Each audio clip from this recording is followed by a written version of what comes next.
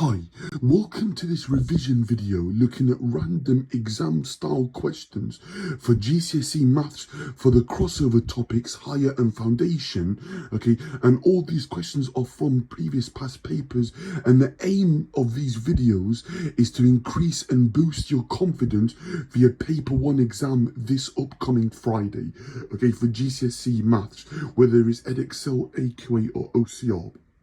Okay, as ever, feel free to obviously pause the video, try the questions yourselves, guys, and then press play when you're ready. Okay, I do appreciate that the answers are already on there, but you can still check your answers as I work through. This is question number 1. I want to solve this equation. Solve a half x is equal to 10. Well, a half times something equals 10. So the opposite of times it by half is doubling it. Okay. Sorry, the opposite of dividing by a half is doubling it. Okay, so a half x means a half times something equals 10. So I've written it a bit more easier. X divided by 2 is equal to 10 times 2 on both sides. I get x is equal to 20, guys. This is question number 2. We've got to fill in the blanks here. So something plus something equals 10. Something times something equals 9. And it's the same two numbers. So this is important and appropriate for when we are doing factorization. So factorizing quadratics, okay, where the coefficient of a is equal to 1 or even greater than 1.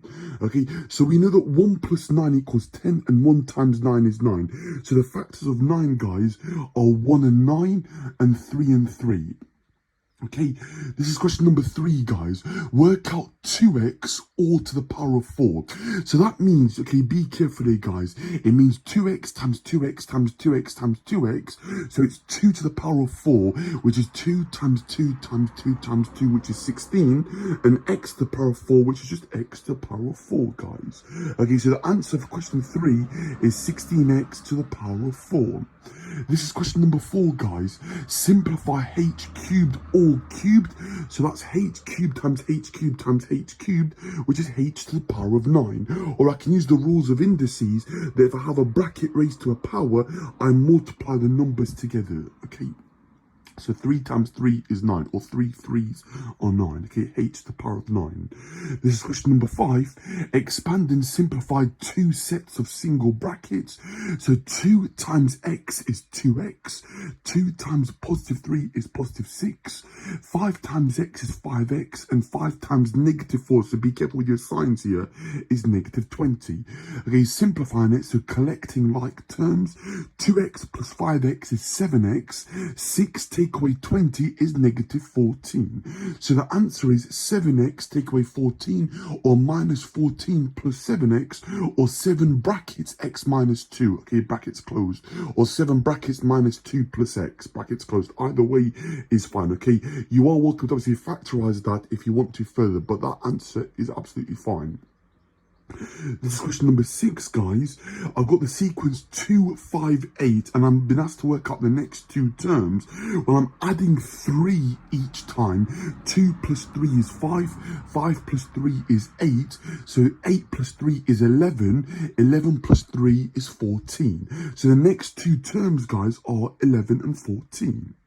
This is question number 7, guys. This is what I call the Fibonacci sequence. Okay, and the way it works is the next term in the sequence is the previous two terms added together.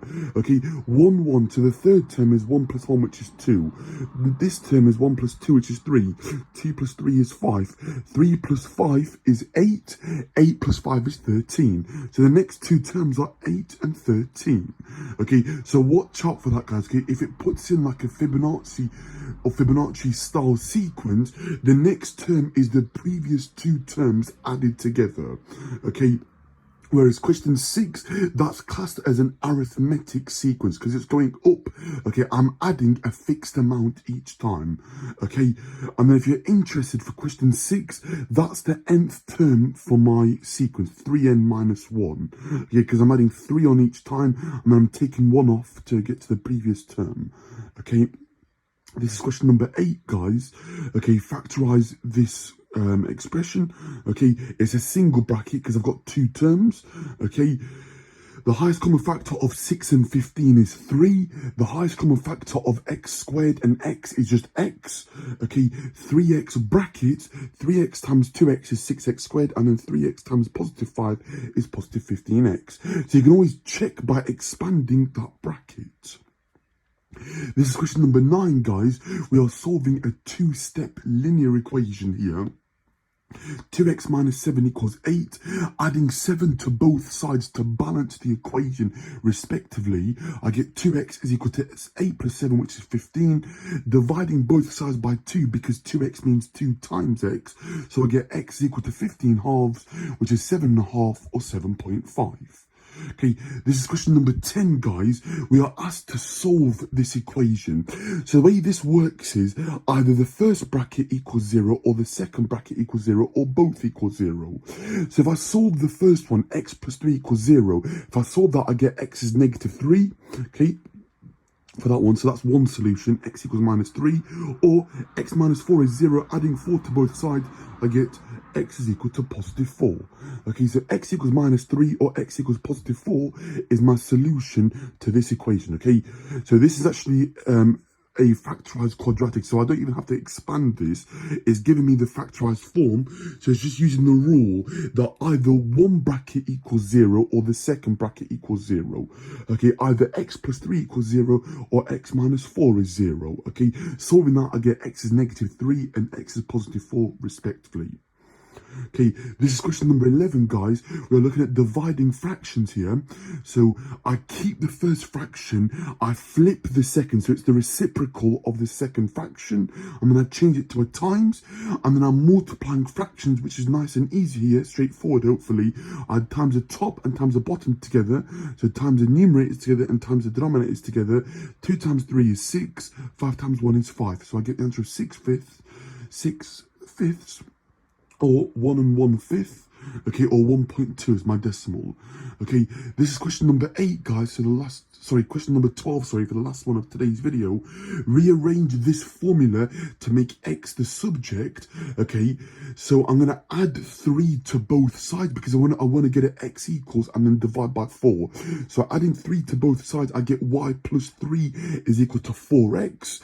4x means 4 times x, so dividing both sides by 4, I'm gonna get the answer to be y plus 3 divided by 4. Okay, and that's how I rearrange an equation. If it's asking you to make a letter the subject, it means it wants that letter is equal to, like, yeah, a function in like a different letter essentially. Okay, so it wants it, in this case, x equals, yeah, a function of y essentially, or x equals something in terms of y. Okay, these are the same equations, but it's just been rearranged. Okay, so they mean the exact same thing here, guys. Right, guys, so that is the end of today's short, sharp video. So hopefully you'll find these useful. If you are, please hit that like button. Please subscribe to the channel if you're new. And lastly, please enable notifications by clicking that bell icon so you don't miss out on further videos and further uploads. Okay, but that's it for me today, guys. Thank you so much for watching. Good luck for your exams this week. And I'm going to be uploading, hopefully, more of these style questions, hopefully tomorrow. And hopefully every day this week, actually, up until Thursday night, guys. Okay, is the plan. Okay, thanks for watching. I'll see you for the next one. Bye for now.